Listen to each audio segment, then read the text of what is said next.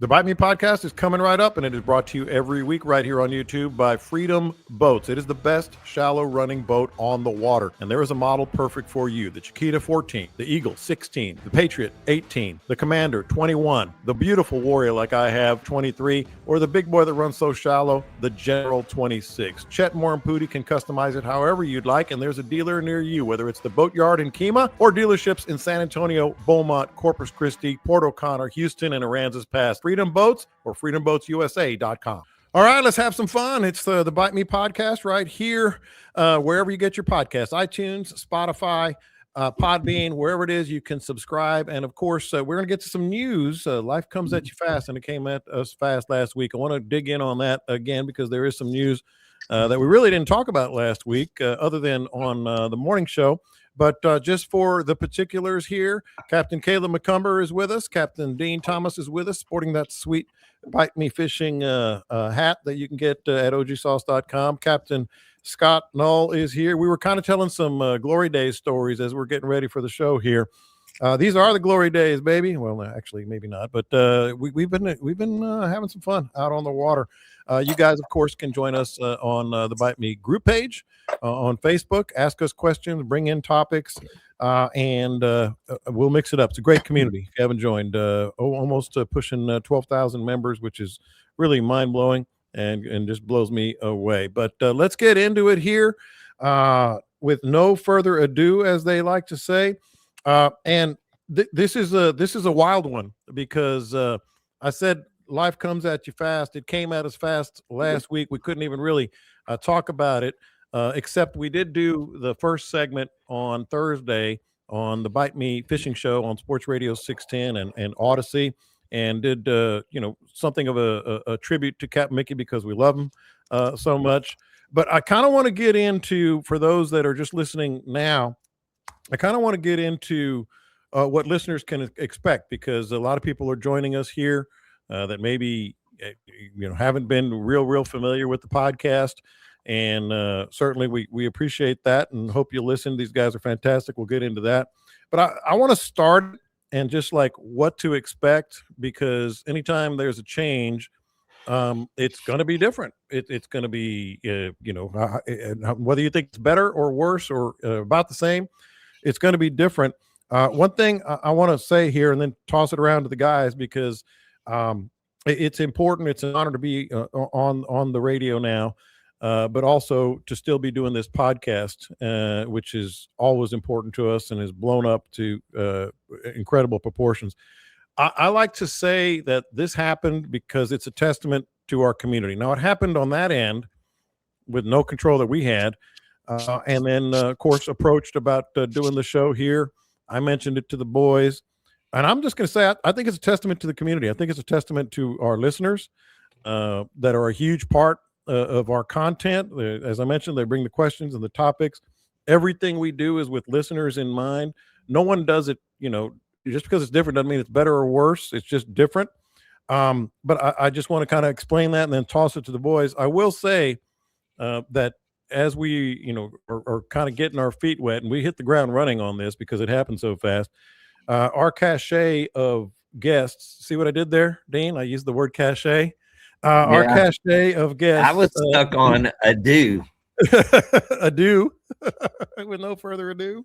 I mean, what kind of word is ado? It's a good word. It's a good word. So I started, reaching out, and people were reaching out to me about some of, joining us here, because it's Captain Scott, it's Captain Dean, it's Captain Caleb. Next week, we're going to have Captain Pat Gardner joining us. We're going to have, I stopped counting at about 32, 33 people, from industry leaders, rod makers, reel makers, guides from all over the coast. Shout out to the boys here for sending me a lot of the names that we're going to be using. You're going to have fun, man. You're going to have fun. It's going to be very informative. It's going to be topic driven. I've always said what we do here is to help people catch fish and learn a little bit more about where we are, and in terms of the Gulf Coast. And with that, I kind of want to just send it to you guys from there, because This was a flurry of activity last week that we really couldn't talk about too much because we were just getting our feet wet. But Dean, I want to start. I want to start with you, just kind of setting the table on what our listeners can expect and what happened, from your perspective. Well, just on the subject of change, just in general, when something that you've been used to for a while comes at you kind of abruptly, it's a shock at first. I mean, and it was definitely a shock to a big part of the fishing community, that Mickey's reign did not end. It's just going elsewhere. It's just going to have a different avenue. But if you hang around long enough, you're gonna endure change in your life. And so, hopefully people do see in the long run that it's for the better, or, at least as good. I don't want to claim we're any better than anybody else. I'll let the people decide what they want to listen to. But it was just, I get the effect of shock to the world, the fishing community, that when that went away, and then there's somebody taking the place. We were shocked. And that's not BS, man. Scott, when we talked about this, we're like, wow. I mean, that was the first word out of all of our mouths.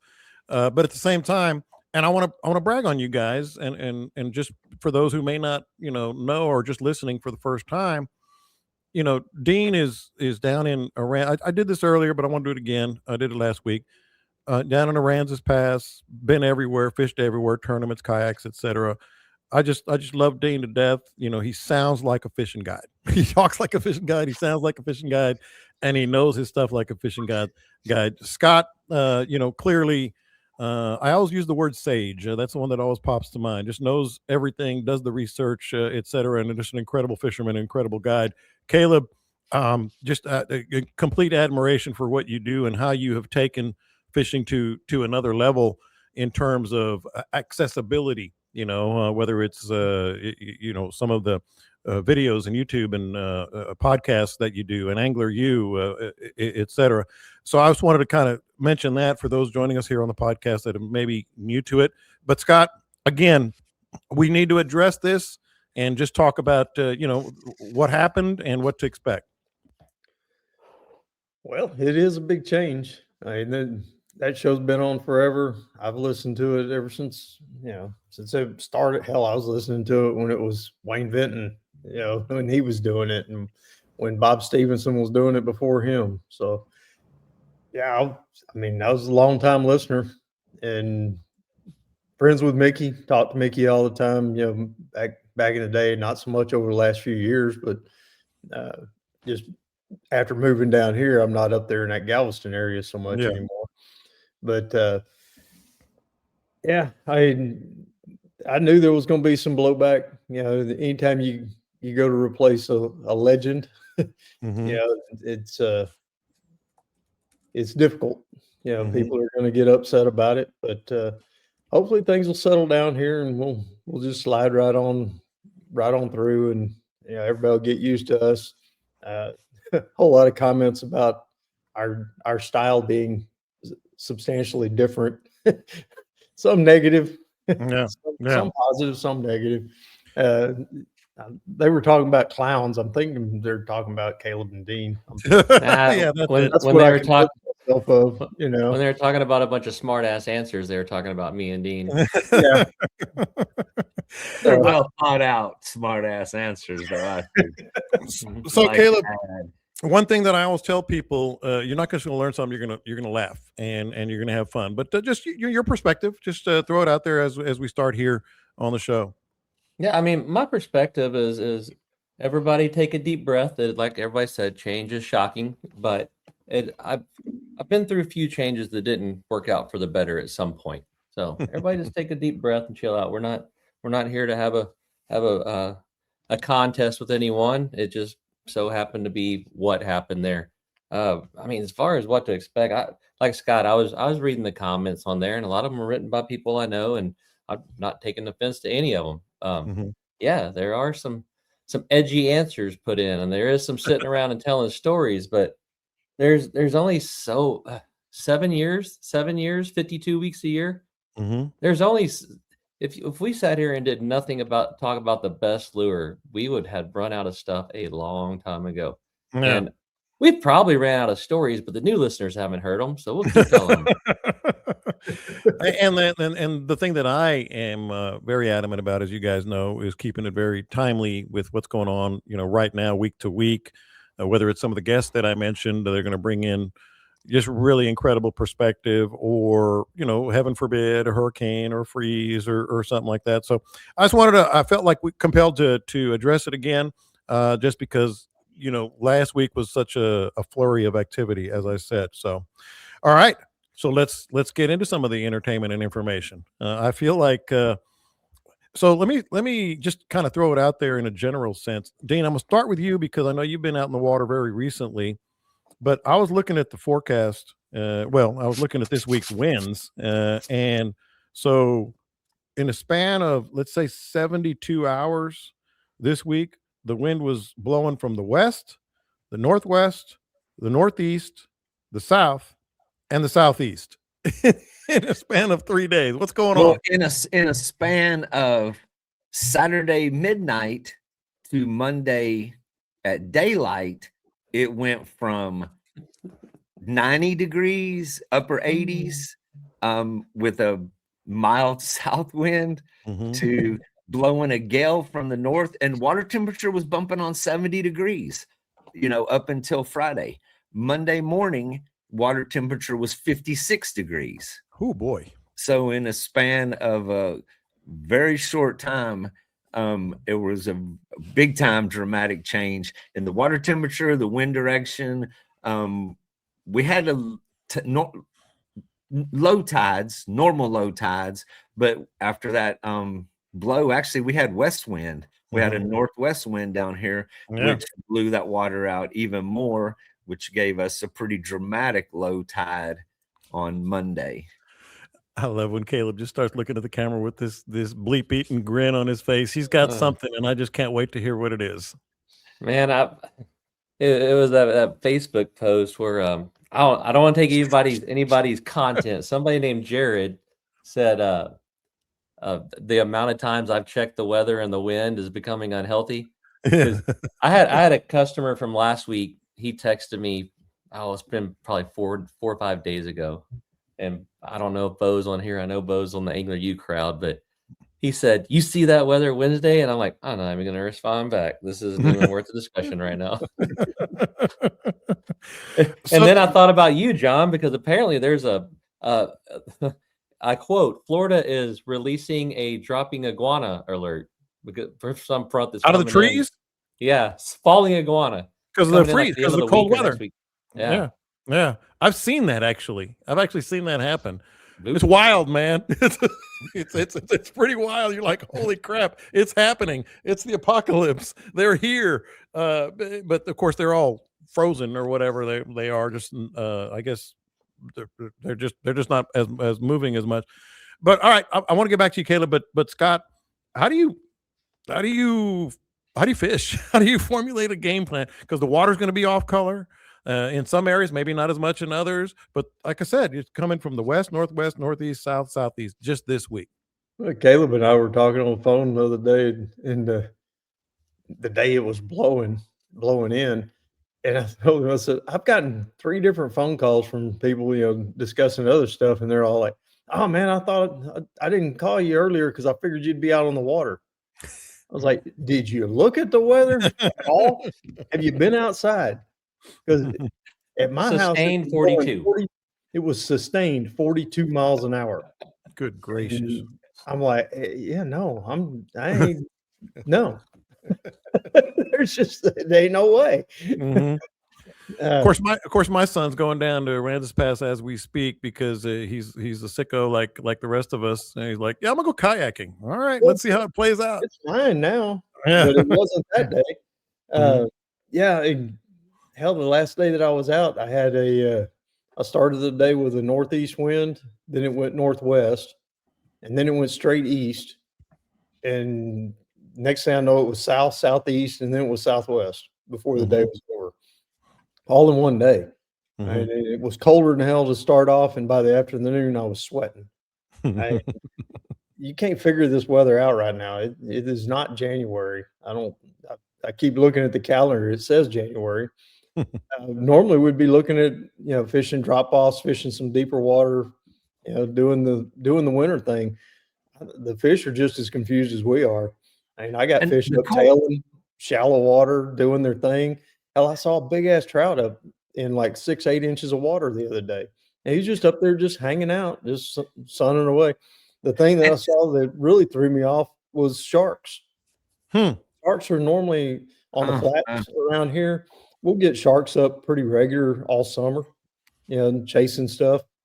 The sharks were even taking advantage of the low water. The tide was way out, and they were swimming around with damn near with their eyeballs out of the water, up on the grass flats, chasing fish. And what I was thinking, as unpredictable as, well, I guess it was predictable because it blew in pretty dramatic on that day. But with the challenges that we have coming up this week, it's still not as bad. I mean, we haven't had anything near in the 30s. It's been 40 degrees. It's been windy. The water temperature has stayed relatively warm for this time of year because it hasn't had a sustained cold period. 2 or 3 days, and then it's back to warm again. Sunshine, it's warming it up. So in the grand scheme of winter, it's not that bad. Actually, it's pretty good as far as winter conditions go. I mean, I'm not a fan of that really cold stuff. And we're going to get through this a couple days, and then, we got another warming trend coming up. This week, though, I mean, there is another front coming behind this one, and it's going to stay in the 40s to the 60s, but that still ain't too bad. So, Caleb, what are you doing if you're out on the water? I mean, I'm guessing you got to kind of stay light on your feet, but we got people. I mentioned my son. We got people that are going to be trying to get out there. Man, I mean, pretty much everything all these guys said. I've been stuck in the situation in tournaments up and down the coast where we get that kind of weather either pre-fishing or on day one of the tournament leading in, and it's everything they said and add. I hope we get lucky at the same time. If you're talking about a sustained one-way wind, easy answer, go find protected shorelines. But when it's swirling like that, tough to do. Here on my stretch of the coast, I have a cheat code though. If it hadn't been raining, there's Colorado River, San Bernard River, Brazos River, rivers all the way to the Pearl or something over there, deep East Texas or whatever it is. But rivers are where I'm going to go hide whenever that wind's swirling. I've found myself in that situation a lot where not the best weather, got to run a trip, got to be successful, and got to pay bills. Can't cancel. And that I go to a river or a diversion channel, something that the wind can't get rolling on hard enough to mess it up. Preferably something bendy. Diversion channel straight. I get it. I get it. If it's just blowing across it, you're just gonna work with it. But something bendy, if it's blowing down it, you're gonna want to bend to get around the next side. I'll get on stretches that I know are good shorelines, but we're moving so fast. I tell everybody, just hang on. We're going to go around the corner and get started again. Or the best way to prepare is see if you're like caught up on like Landman and your TV shows and stuff like that. I heard the new season is not as good. I think it's great. I like it better than the last one. Caleb talking about the long straight shots. He and I fishing that infamous tournament down here. We went into the Victoria Barge Canal, which has the huge tall sides, and we're like, yeah, we got 40, 50 mile an hour winds. We're good down in here until a tornado came across. That was, at least it went, that thing was pretty much north-south, and the tornado was going more east-west, so it was only over for just a split second. Oh, yeah. It was easy. Wasn't terrible. It was so windy we could still spool ourselves casting popping corks, hoping to get lucky. And we were protected. Now this season is cool. Angela and the daughter went to TCU and met all the woke counselors and stuff. This episode I just watched was fantastic. It's been I haven't been able to catch up on very many shows with the way the Texan season is going in a good way. Been busy with my day job. So Dean, you're down in the flats. Has the water been dirty because of the swirling wind? No, and I say swirling, different direction. I mean, that is the beauty of Redfish Bay, South Texas grass flats. some areas are going to get churned up. The big bays, Corpus Christi Bay, Aransas Bay, those areas are going to get churned. And if the tide is pushing in through some cuts adjacent to those flats, certain portions will get dirty. But even through all of the wind that we had over the weekend, where we were walking yesterday in shin deep water, crystal clear, just like every other day, and tailing reds, sight casting. You could see midday, the sun came out, you could see them cruising, the tails came up. And I mean, so we But have, a tough bite. well, so there's so many places where the seagrass is so thick that it can blow. I mean, even in the springtime, whenever we have, incessant winds for weeks, you're still going to have portions of the bay that stay crystal clear. Mm-hmm. But the bite was a little tough, huh? So because of the dropping temperature, because the temperature dropped from 70 degrees to 50 to 60 degrees, the water temperature, those fish were feeding, but they were spooky. They were not easy to catch. I mean, the ones that we caught hit top waters, but you had to throw a perfect cast, lead them, and just barely tap, just touch it, almost let it hover in front of their face. Once they got tuned into it, then you picked up a little aggression, and then they would come and eat it. But if you threw behind them, around them, anywhere that was not leading them, they were going to blow out of that hole, and you were not going to get a second chance at that fish. So last thing, Scott, because this is fascinating. Also, so these fish head down, buried in the grass. I mean, they were rooting hard in the bottom. And I did clean a couple redfish at the end of the day, and their bellies were full of piggy perch, little piggies, like 1-inch piggies is what they were just stuffed with. It's a regular stop for me, and it should be for you too. Anglers Anonymous in Katy. It's a candy store for fishermen that's going to make your head spin and help make you a better fisherman. You got to see the expanded store too, and you got to chat it up with Mike and Chris Butler, all the guys at Anglers Anonymous. They'll answer your questions honestly, and they'll get you what you need. Reels, rods, lures, they have it all, and apparel that's off the chart. And of course, the calling card service. Real repair, they turn it around for you quickly, and you will be happy. That's Anglers Anonymous in Katy or anglersanonymous.tx.com. So, Scott, what I'm wondering is, the wind, eventually we're going to get another front behind this one. What's the water been doing? Has it been just up and down, or is it pretty, same level? Or do you want that big sustained front to be able to knock stuff in the right direction? I like low tides. It concentrates the fish. It helps. But a couple of these tides have been ridiculous. They've been so low. It's been really hard to get around and find a flat that's got enough water on it to even get up there. One of my regular guys I talked to a good bit, listener, he sent me a message, said, well, it looks like the water's back. And he sent me a screenshot, the tides, and they were back. We had that southeast wind pumped for a little bit right before this front, but I hadn't looked at my text for a little bit. And by the time I looked at it, that north wind had kicked in and that tide was dropping right straight back out. I ran into Port Lavaca, picked some stuff up, and going over Powderhorn out here, you can see about 2 feet of mud along the bank. So it had dropped straight back out again. The only problem with that around here is you were talking about water clarity. Those hard drops like that will mess our water up a little bit around here. We have a good bit of mud and some channels, and that'll get to swirling when that tide falls real hard.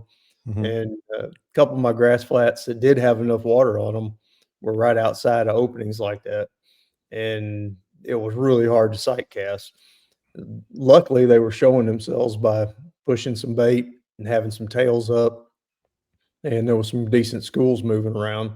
And so, I was still able to get on fish, even though we couldn't spot them in crystal clear water like you really want to. That's my fly guys. That's what they really are after. They want to see that fish, catch fish. Yeah. But, it was more of look for the signs of the fish than it was actually seeing them. But the signs are there. We still got plenty of bait out there. We still got a lot of bait fish moving around. Water temperature hadn't got so cold that they've disappeared, and so you can still pick it off based off signs like that. And that's what the upper coast. That's what I always did up there. This time of year, water would typically clear up when that water temperature would fall into the 50s. I don't think it stayed in the 50s long enough to clear it up. Mm-hmm. I'm obviously not up there anymore, but just in the past, what I've seen, when we had a warmer winter, you kept a lot of that. Everybody calls Galveston water dirty. It's not dirty. It's just rich. Mm-hmm. It's got a lot of plankton in it, a lot of algae. Dean's shaking his head, He's shaking his head. Dean looks like the dog walked by and farted or something. But, he hated fishing that damn mud hole. But when the water was off color like that, you did a lot more searching for clues. Mm-hmm. The mullet were up there along the edge and in the bank, and they're just kind of cruising around. All of a sudden, you'd see them tighten up, and they'd get right up against the bank and get real tight. There was a redfish nearby. Mm-hmm. So you're looking more for the subtle signs than you are actually seeing a whole fish. We've got a lot more to cover, but I'm just curious, Caleb, has the bite been finicky like that? I say finicky, but tougher. Are the fish just full? I mean, are they just gorging where you are? For the most part, yeah, because we have these little frontal passages that have been messing with them, and then we're on the backside of the big moon and all those sort of things. We have gotten the clear water up here after those fronts when the water's cold. And so, I mean, we've been able to tickle them on the nose and get them to eat, but they haven't been going out there. They're out of their way just to scarf something down by any means. Yeah, I say that all the time. Put it right on their nose. That's the only way you're going to be able to find it. All right. So Scott, I'm going to start with you and then get to Dean on this because you mentioned powderhorn, and that's a good transition to something we were going to try to get to earlier, but let's get to it right now. A lot of times you're out and about, and it's something that only happens once a year, and you want to see those whooping cranes. And it seems like it's going to get a lot easier for all of us to check them out. Last year, I went over to the Aransas Pass Refuge, and I saw just a couple. It was tough to find them. I'm curious what Dean has seen, what you've seen, but here's the news that I want to make sure we get to. Apparently, a couple of conservation groups just purchased more than 3,000 acres of land. It says 30 minutes south of Victoria between Powderhorn, which you mentioned, and San Antonio Bay. And obviously, we all know, for those who don't, the whooping cranes migrate 2,500 miles from Canada every year, and they're here now. I don't know how long they're going to be here, but you know a lot about this, Scott. What have you seen? Have you seen any? I see them every day. I mean, really? Yeah, I could probably drive out to the backside of my property right now and see 3 pair.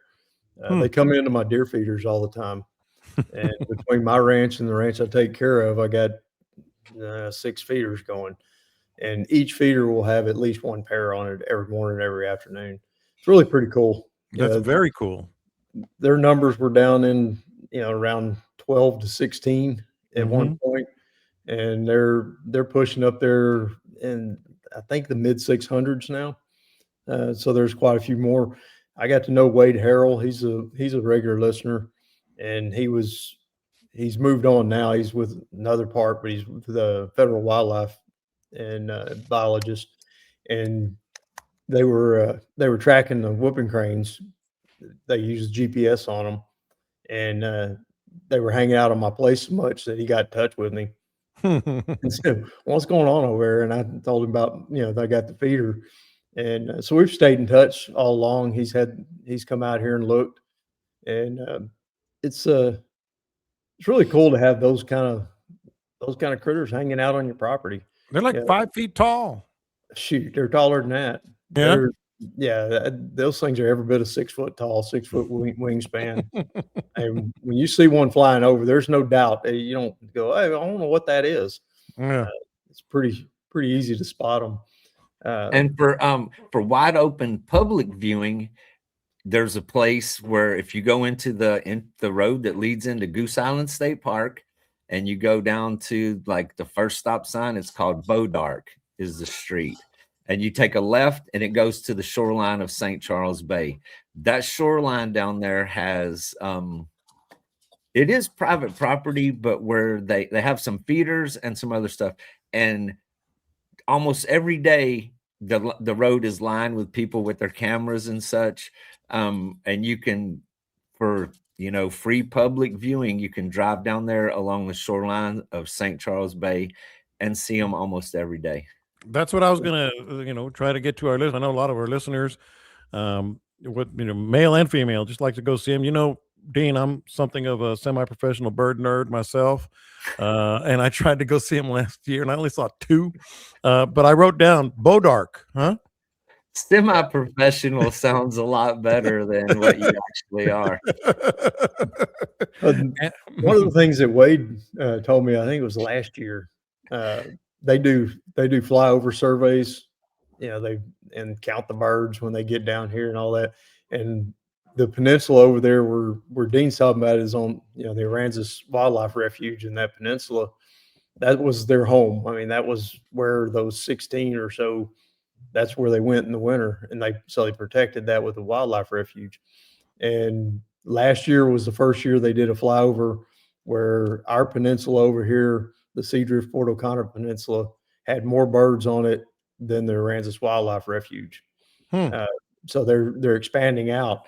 And now they got 3,000 acres protected. Yeah, that's why this new protection over here is even better. Right off my back fence, I've got the Welder Ranch. It's 14,000 acres. Mm-hmm. And they spend a lot of time in there as well. That 3,000, one of it was 2,200 acres, I think. Mm-hmm. And that is on the intercoastal between Port O'Connor and the next big ranch that's just down from there. So it's basically where 1289 comes into 185. And so it'll be along that stretch. You can run up and down the intercoastal in your boat over here, and you can see dozens of them. I mean, they're walking around all up and down the intercoastal. Maybe that's what I'll do this weekend if the fishing's back, because I'm gonna have my granddaughter with me and Jan. How far north do they go, Caleb? Have you seen any? They don't go as far north. What, the whooping cranes? Yeah. I'm just more fascinated with Mr. Young saying you can't hunt them over bait. Yeah. Hey, the whoopings cranes are working. I've been deep in thought on that one. I don't know that I've ever seen it. I feel like I may have seen some flying around up in the sky once. I'm terrible about birds. I'm a semi-professional. Don't care about birds. Dean, have you seen any this year? As they go is around the Powderhorn Ranch. Mm-hmm. They get up in that area. There is one little pocket of them over in Sabine that they transferred over there basically. And try to get a second population started up. I don't know how well that's going. Yeah. Dean, you seen many? Well, no. On rare occasions, they will be seen on St. Joe Island and some of the more uninhabited places. They really don't tolerate a lot of human activity. Yeah, I picked up on that. You won't see them. I mean, they kind of keep to themselves. But yes, on occasions, I will get reports and you'll see pictures of people who spotted them along Cedar Bayou and a little bit south of there on St. Joe Island shorelines. Yeah. All right, let's get back to fishing here, man. We got some good topics for you guys today. And this is one that I have my thoughts, but I don't have a lot of confidence in my thoughts on this. So I'm going to start with Caleb. Got the question about actually, I don't have the question. I just wrote down the topic, why sometimes the bite is aggressive and sometimes it's not. A listener said he caught the same fish, Caleb. He caught fish in the same spot a few days apart. And the first day he was catching them, it was one of those little, tick, tick, and you got to try to set the hook. And the second time it was, whoop, big time bite. And I didn't have a good answer for him. The only thing I told him that, and this is my theory, is that I feel, and tell me I'm wrong if you think I'm wrong, but I feel that when there are 4 tides in a day, they're a little more aggressive. The tides are more aggressive, and hence the bite tends to be a little bit more aggressive. But that's just me. What are your thoughts on why sometimes, you're on the boat and you're like, hey guys, it's kind of a finicky bite. It's a light bite or whatever. And sometimes it's like, don't even worry about it. Just get it out there. I just think he did a better job fishing the second time. How is there so? any other? No, you're backwards on the tides. The 4 tide days are typically kind of weak in and out. It might be different in Rockport, but up here the 4 tides are real weak in and out. Where the 2 tides is going to be the longer, all day, consistent, a little bit more movement. But yeah, no, but where you're headed, I agree with. It's just a different set of circumstances. Some days you got to tickle the redfish on the nose, the piece of plastic. Some days throw a topwater within 20 feet of him.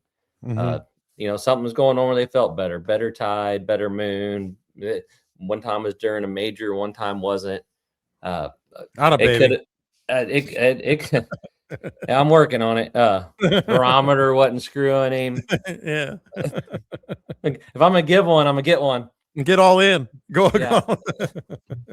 But then it could have just been a different wad of fish. Could have been a different class of fish. I'd be interested to know if he saw a different, overall size to them, and it could have been the smaller ones that were hitting harder. But it just could have been a whole different group of fish. But stimulus is going to play into that.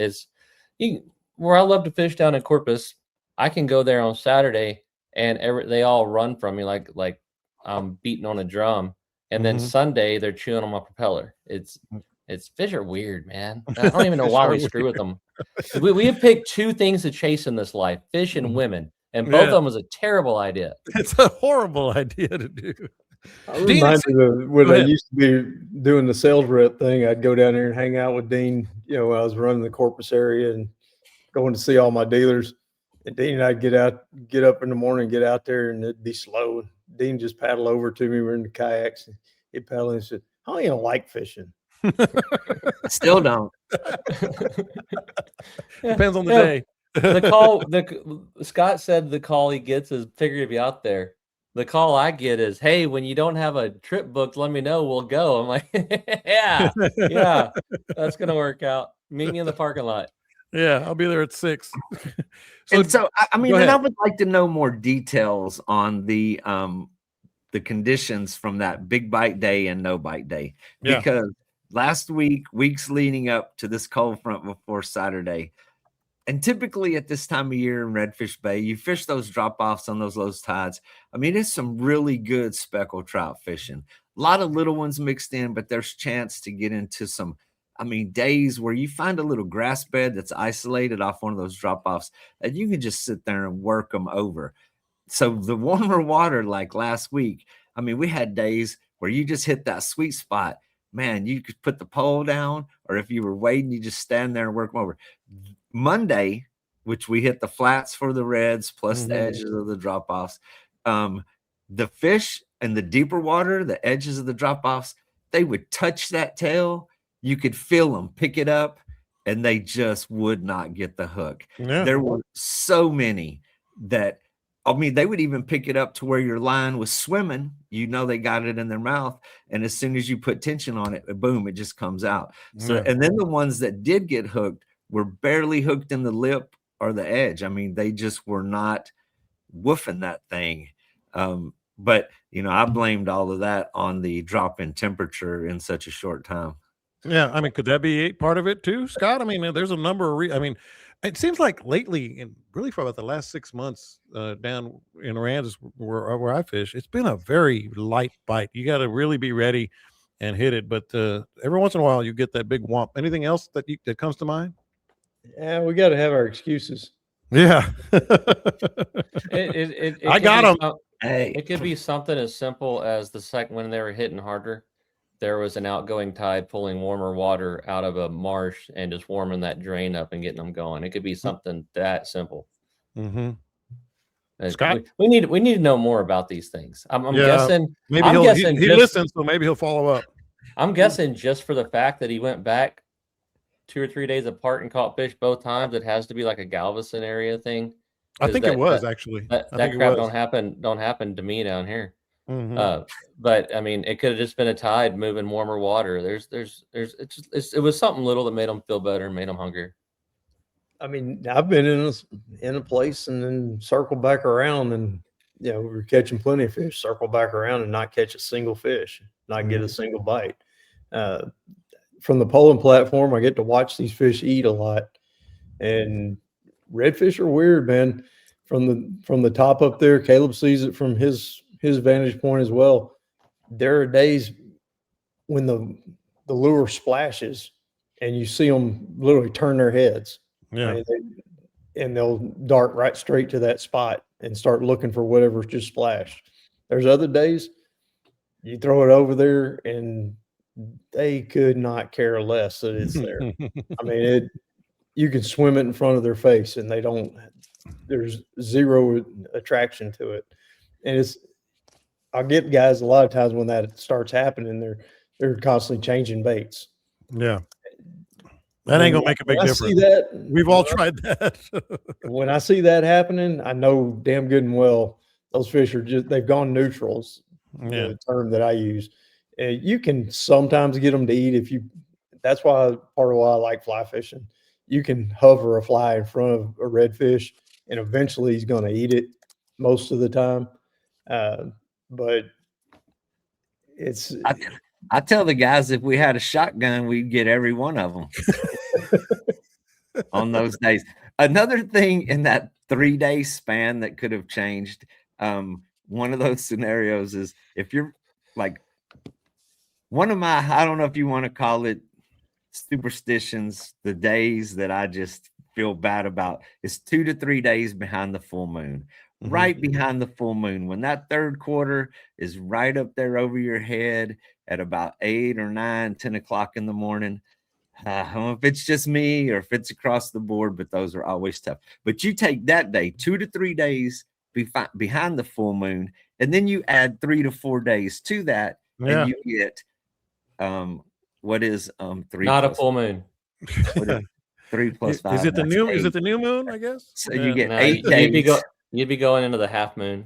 Oh yeah, and then yes. So you're getting past the third quarter. Hey, I would argue that you're the backside of the halving, moving to the full, because then you're moving from the 4 tides to the 2 tides. You got all kinds of stuff playing. Yes, that's so the tides are going to shift. The moon in those 3 to 4 days. Huge. 2 to 3 days after the full moon, which makes 7 to 8. It's some tricky math today. We didn't. Nobody told me about math. I wasn't told about math. But yes, so in that range, I always find that the bite really changes behind that full moon once you start to get away from it. Let's talk about taking your game to another level. Let's talk about Sawgrass rods. If you haven't heard, they're taking over the inshore, offshore, and fly rod game. Sawgrass rods, Colin Zillich, the whole gang over there are going to make sure that you've got the right rod. We throw Sawgrass rods, and Sawgrass is the next level of rod. I'm telling you, when you order a Sawgrass rod, if you don't like what you ordered, return it. They'll pay for the shipping. That's the way it is, and that's the way you can trust Sawgrass rods, sawgrassrods.com. Scott, any parting thoughts on that? I'm still trying to process what the hell that was. You can rewind this later and listen to it again. I mean, damn. It's well documented. I ain't a fan of the full moon and those 2 or 3 days after. I've talked on that many times. I don't find it as much with the redfish because you do have the good moving water, and this time of year particularly, it's more about the temperature and the moving water and those factors than it is the moon for me. I don't see it as drastic. I think the fish this time of year, they're going to feed when they can, more so than the summertime fish when they've got all the food around there. Today we don't feel like it, but it's a huge deal on the tarpon on the beachfront. The full moon and the 2 or 3 days after the full moon, I dread it. I hate when I have a trip booked that I'm going to have to deal with that because the tarpon do get stupid during that period. Yeah. All right. So let's get to the next one here. I want to talk about you guys' integrity. No, I'm just kidding. But maybe integrity comes into play. So, or lack thereof. Oh no, nobody told me about this either. I'd have to talk about my own integrity. So this one on the syllabus, John. that's right. So I was asked at dinner the other day, with BG, just having fun, always ended up talking about fishing like we do here. And he told me, he goes, how would you handle it if we both caught a big ass trout? All right. Both hooked up simultaneously and our lines crossed. And before we could even, figure it all out. And I told him, I said, I trust our gear enough that we could unwrap them and get it done and all that, play it out correctly. But no, no, go on. not how you would handle it all. But go on. Keep reading. Keep reading. No, go on that one. Go on that one. Actually, that's the first one. So it got me thinking about different scenarios, and I want to hear some stories too because I know you guys got them. All right, Caleb, you said So two big fish simultaneously, lines cross. What do you do? Me and Pat have done that before, and it was Pat and somebody both caught one on the same lure, and I just a little bit of yelling at each other, and hell, one of the times I don't think me and Pat realized it happened.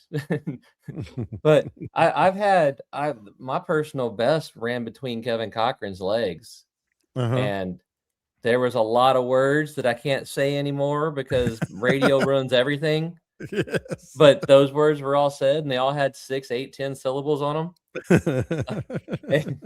And I'm yelling at him. He ran between your legs, and he's hopping around one leg, asking me what exactly I want him to do about it. By the time I got that thing landed, I was about ready to throw up. It depends on the level of big. You catch a couple of 25-inch trout. No, like he said big ass trout is what he said. Big ass trout. Yeah, no, that's just sheer panic. You can't. That's like saying if I'm in the bank and somebody comes in to rob it, I'm going to do this and dive behind that desk and grab the gun out of the drawer and hit the button. You don't know what you're going to do till it happens. You freak out. You freak out. We've never handled it good once. Here's the funny thing. I've caught a bunch. I've gone fishing a lot with Dean. I know what Dean would do. He'd cut my line. Look. Oh man, too bad you lost it. The one thing that's never gonna happen is nobody's gonna remain calm. It's funny that you said, "Oh, we would have enough, since we would untangle that." No, you wouldn't. I mean, no one is ever going to and go, "Hey, let's look and see which way this line is twisted and turn them the other way." And I guarantee you, when you turn them, you got a 50-50 chance, and the first one's going to be the wrong way. Yes. You just put 2 twists on it. But I mean, yeah, it's part of the fun. Somebody might catch a fish. Somebody might lose their fish.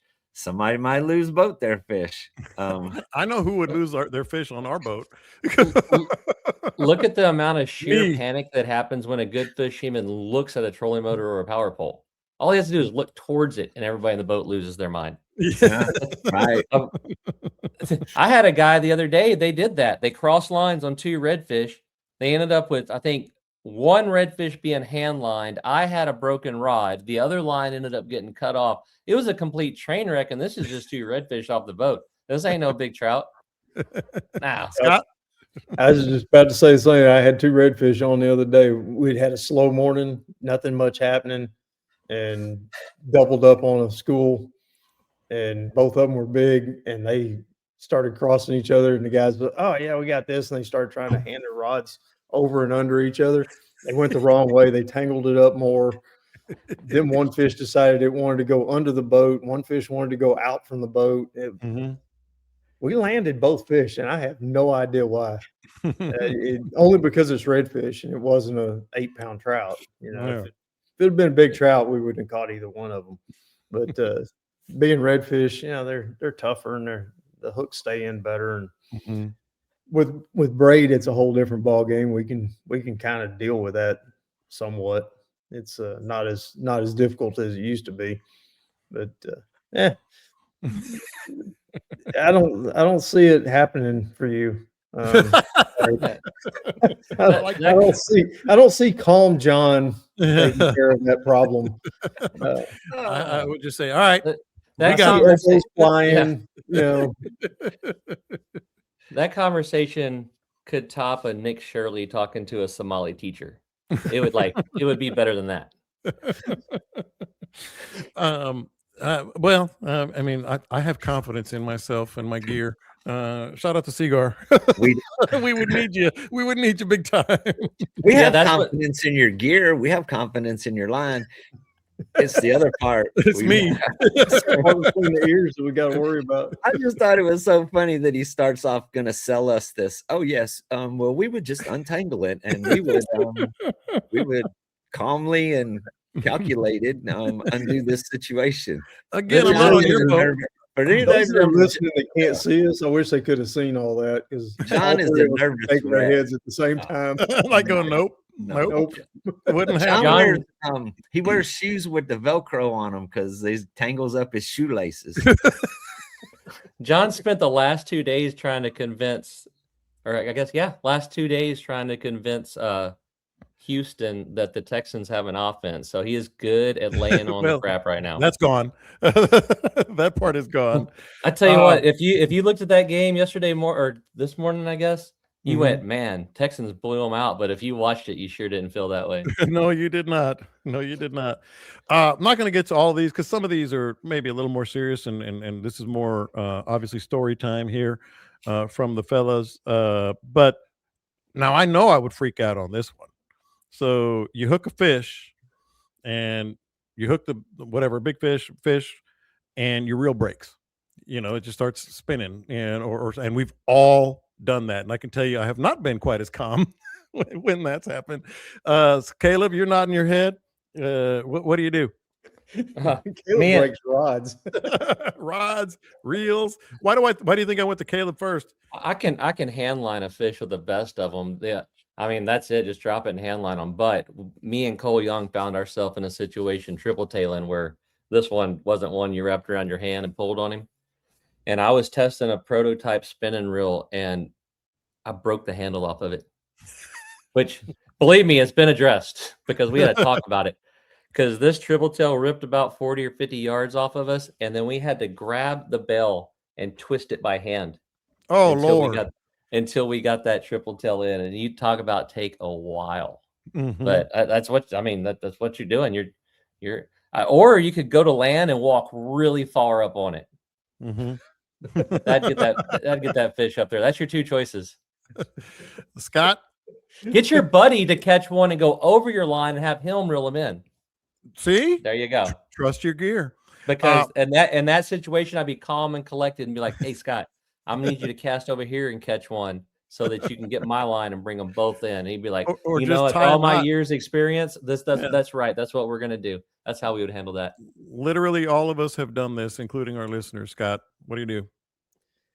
Well, mine was a young man who had never fly fished than in freshwater, and he gets out there. Dad bought him a fly rod for his birthday. He gets there, and we're setting it all up, and get him out there on the reds, and he missed and missed and missed and missed, and he finally big one's cruising along there, and he hooks up. It's a 31, 32-inch fish.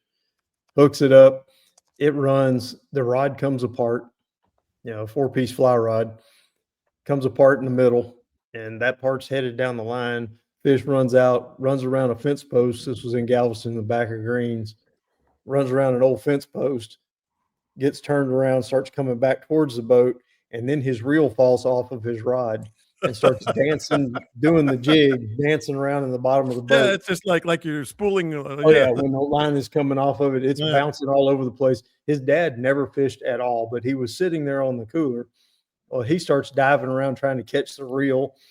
I'm keeping an eye on where the fish went and where the rod tip is, which is now slid all the way down on a brand new rod, all the way down to that post, and it's wrapping itself around the post. I jumped down off of there. I got his reel. We got the reel back on the rod, and then I jumped back up and I poled all the way down to that pole, grabbed the tip end, got the tip put back on, and we landed that damn fish. Dean, things happen out on the water, man. You just got to. Yeah, I know you've had people, or maybe yourself, reel breaks. Never broke a reel, but what I have seen happen more than once, and we've never talked about this, and interesting to see if the listeners out there or any of you guys have ever seen. So on a spinning rod, when you mount the reel on the rod, if you don't really turn the little nut on there to lock it down, like with pliers or something, to really torque it up, when people are standing there, when they're twitching it, like throwing a topwater for hours, they have a tendency to unscrew that it will turn backwards. Many times I have found those loose, And I have also had people when they get that big fish hooked up and they're standing there fighting it, boom, reel comes off the rod. And that has happened over the years, probably 4 or 5 times I have seen that happen. And that's another little moment of chaos when it's hard to remain calm, cool, and collected when the reel is, they're holding the reel over here and the rod over here, and it's like, this thing fell apart. But that's, I've never actually broke one, but I have seen the tip end of the rod come off and slide down the line, and then you're fighting the fish on half of the rod. Yeah, I had that a lot. When you were talking about the reel coming off, I distinctly remember this guy. The reel came off like that while he's fighting a good fish, and he had the rod in one hand, the reel in the other hand, holding it by the handle. Fish is still running. So he takes the rod and he put the rod between his legs and squeezed it, and then held the reel seat in his right hand as if it still had a rod. And was reeling? And was reeling with the other hand. He did a really good job. Couldn't put any pressure on the fish with the rod stuck between his legs, but he landed it. These are repressed memories I didn't know I had.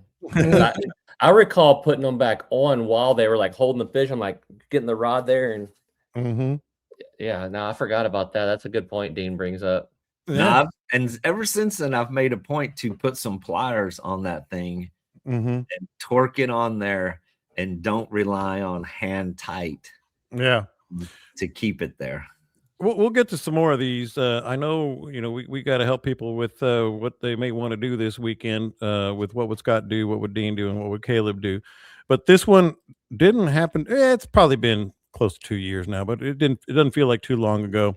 It was one of my early trips when we moved down to Aransas Pass. So it was definitely within the last 3 years. And I was drifting, forget exactly where.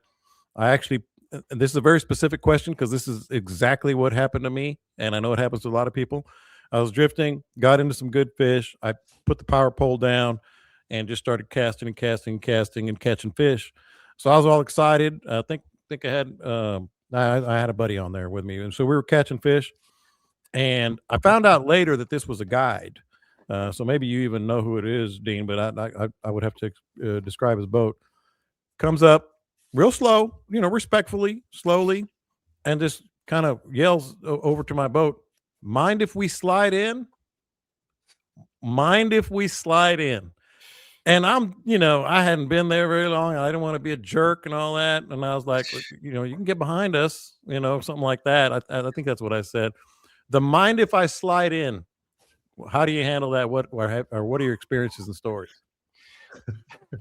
Well, I'm going to start with Dean because it's easy, good. bud. Easy. This is a layup. This is in reverse, Terry. Here we go. In my younger days, it would have been a short conversation. I've mellowed a lot as time has gone on with those confrontational opportunities on the water. I have learned to move on, but I'm not going to be like inviting. I'm not going to be the dude that's like, "Hey, yeah, come on in here." And if I've been there a while, and I was like about time to wrap it up, I'm going to be like, "Sure, come on in." And I'm going to crank it up. I'm going to do like 3 circles and like, it's all yours, brother. Have at it. Yeah. Now, once upon a time, I would have done that, but I seriously refrain from that type of activity anymore. Things were really quite different 25 years ago. Whenever you were discourteous to somebody else, especially the local guys, there were repercussions. I mean, there were consequences. Boat ramp. Meet you at the boat ramp. There was flat tires and stuff like that when you got to the trailer. But nowadays it's best to go on with your life. And back then, it wasn't all congested. Nowadays you have so many more interactions. It's probably happening more now. Yes. Just because there's more people, more boats, there's more everything. So you do get more questionable interactions on the water. And I mean, you just got to shake your head and go on with your life. The trick to solving that is you have more than one place on your mind to fish. Yeah, but Because we were when on 'em, people man. do that, Yeah. they are focused on this spot. I mean, Yeah. I have people that travel down, you know, they come and they don't believe in branching out of the daily routine, and they want to be, and if they feel like if they can't be on that spot, their day is ruined. So Yeah. they will kind of get a little pushy at times. The thing, the thing about Caleb and Dean and Scott, people know you're a guy. They know you're a boat. Have you had any experiences like that, Caleb? Yep. Go on. Go on. I've received that line via text message. Oh, really? Believe it or not. Hey, I'm just more impressed that Dean kept that to fishing, man. Way to go, Dean. You really turning over a new leaf. I like where you're going there. Yeah. I don't care that much as long as they're not coming on top of me and they come in the right way. It's whatever. Mm-hmm. It's not what you do. It's how you speak it. Isn't that how the saying goes? Something like that. Yeah, something like that. Mm-hmm. Yeah, and if I'm working a pond or something and somebody else comes in there real quiet, and I'm fine with it. I've been standing in a drain actively catching fish, and a boat pulled up about, I don't know, 200 yards downwind, and I thought, oh, they're going that other cove over there, cool. Mm-hmm. And I'm sitting here fishing, and the particular gut I'm in, it's only like a 2-inch, 3-inch drop maybe, but if you stand in it, you just screw it all up. Mm-hmm. And it's like 5-pounder after 5-pounder after 5-pounder. It's not quite satisfying, but I figure it's better than the other alternative. Yeah. And this dude just like walks up, comes down the drain. He's standing in the middle of it, and he's probably about 30 or 40 yards from me. He's casting down, and I'm casting across it. And we're almost touching tips. Yeah. And the bite shuts off. And say that again. Yeah, I'm getting in there what Dean didn't. And after about 10 minutes, I was like, I told him, I said, hey, if we're gonna fish beside each other, why don't you come stand over here by me? The fishing will get better. And he did. And about 10 minutes later, we're both catching fish. So whatever, you know. Yeah. I care. Me and Dean aged differently. I cared a heck of a lot more when I was 35, 45, or 44 or 46 or whatever I am at the moment. There's things that just ain't worth screwing your own day up over, and go on with it. I feel Scott would be a little more understanding. Am I wrong? Right. Let's talk about the most important thing between you and that potential fish of a lifetime. Lines and leaders. Seaguar, truly the best. They've been doing it at the highest level since 1971. People always ask, what do you throw? I throw Seaguar. The double structure fluorocarbon is virtually invisible in the water and has exceptional strength and castability. And if you love and trust Seaguar Fluoro, you're going to love the braid. Man, bait casters, spinning reels, inshore, offshore, it's the absolute best and the only braid I throw. It's Seaguar, the best quality, the most trusted name in the game. Get to a great retailer near you like Fishing Tackle Unlimited or Anglers Anonymous. Visit Seaguar.com. That's Seaguar. Seaguar, always the best, right? I just move. Yeah. I move on, go do something else. Mm-hmm. When people move in too close on me. It happens to me a lot. People see a poling skiff and they they think they can pole right in there with you. You know, I get it quite a bit. Talk about touching tips, Dean. Pole guys. Big old pole. Yeah. The fly guys. Them fly guys. Different breed.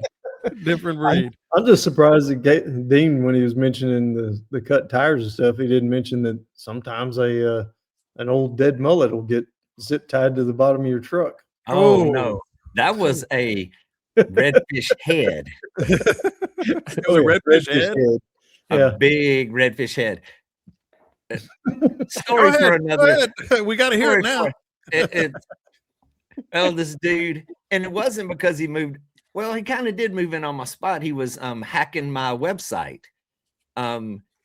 Dude was taking so you have keywords when people search that lead you to your website. Yeah. And so on his keywords, he had Captain Dean Thomas, he had Slow Ride Guide Services, he had everything that I was doing on his embedded in his website. Had some friends who were pretty computer savvy, and as they were looking at fishing websites, they come and told me, they were like, man, look at what this dude is doing. He's like, he's using all of your words to direct traffic to his website. And I was Ooh. like, I knew who he was and where he parked and where he hung out. So I took, this was premeditated, like big time. One day I took a big old redfish head and I actually stowed it in the freezer. I stuck some zippy ties through the eyeballs before I froze it. And a buddy of mine, I had a lookout. We went down there. I crawled under his truck and I went up in between the gas. I shoved that head up in as far inside of the bottom of that truck as I could get to, and zippy tied that frozen head. And so by the time, yes, that truck is still rotten. I just wrote down sweet revenge, because that is going to be another topic that we're going to get to. Hey, it was a less than violent approach to making my point. Yeah, you're evolving. You're evolving as a person. I actually thought that was one of my more creative ideas. It was. It was. And All I right. enjoyed the hell out of it.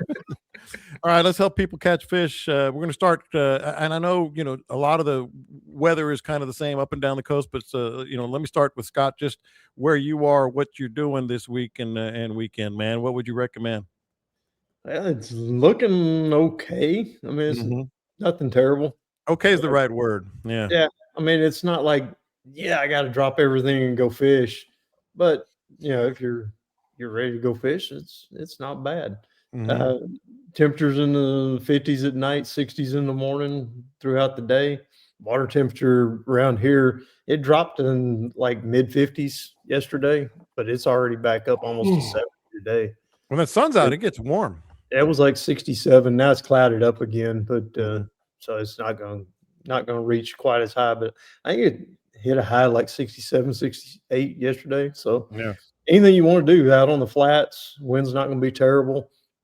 It's kind of changing directions, so watch that. As far as where you want to set up for your drifts and wades.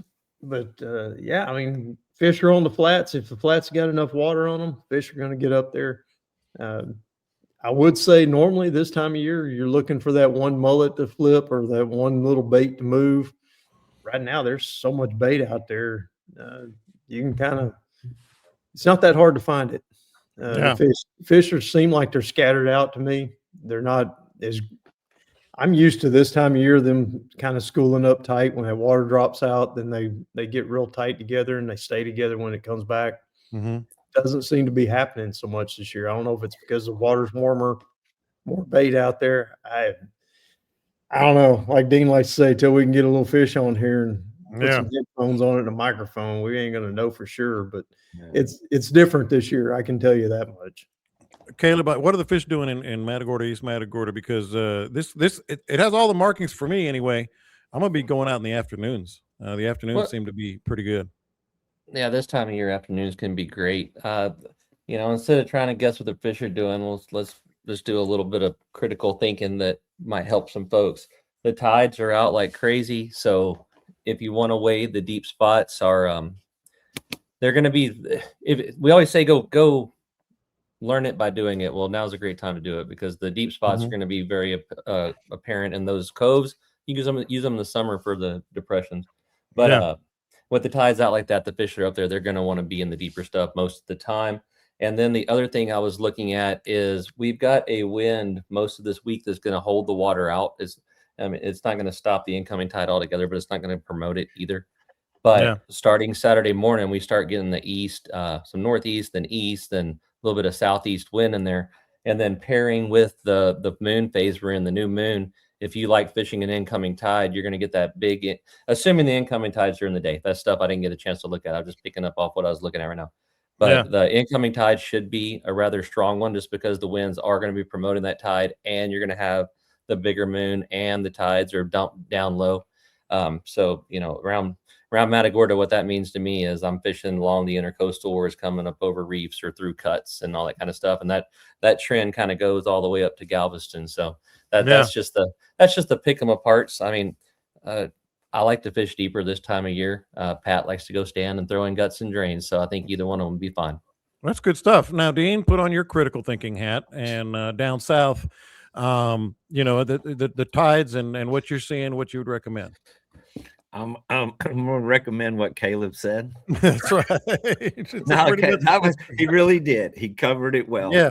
One interesting thing that I have seen as we've been walking along the edges of those drop-offs is we have had never-ending rivers of mullet streaming along the edges of those drops. So yes, that's another one that you really wouldn't expect to see this time of year, but we have just had, and they're not jumping, they're not obvious, they're semi-lethargic, they're on the move, but they're not jumping, they're not giving away a lot of signs. But when you catch the sun just right, walking along those edges, I mean, there has just been a never-ending river of mullet along the edges of those drop-offs. One of the things I've seen too with those big schools of mullet, there's been 1, 2, 3, 4 redfish just kind of tagging along with them.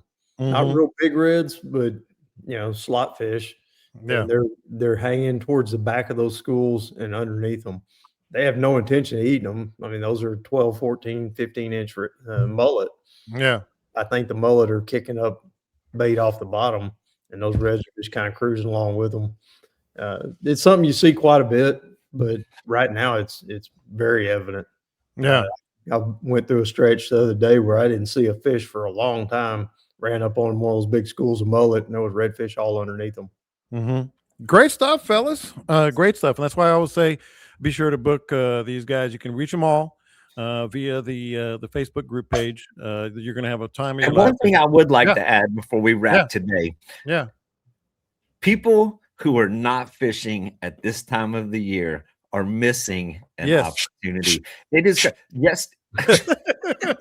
yesterday, I didn't even see a boat on the horizon for the duration of the Caleb day. is just dying right now. I haven't been seeing boats, but yeah. I had this conversation yesterday because I was telling somebody, I was like, from June, July, or May, June, and July, we go 90 days in a row. People are on vacation. They're just summertime fishing. It is congested. It's hot.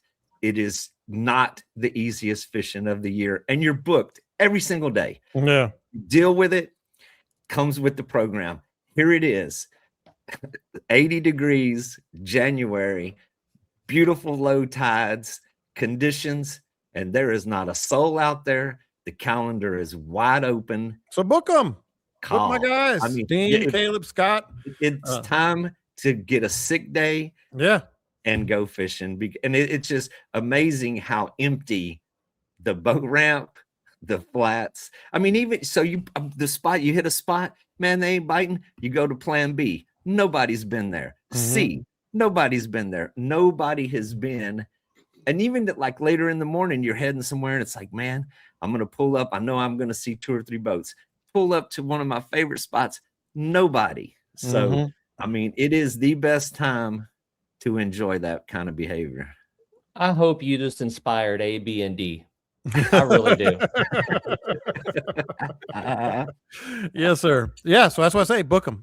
You'll have a great time, catch some fish, and the stories are endless. And we're going to continue the stories, but right now you guys have a great time. You can reach them on the group page on Facebook.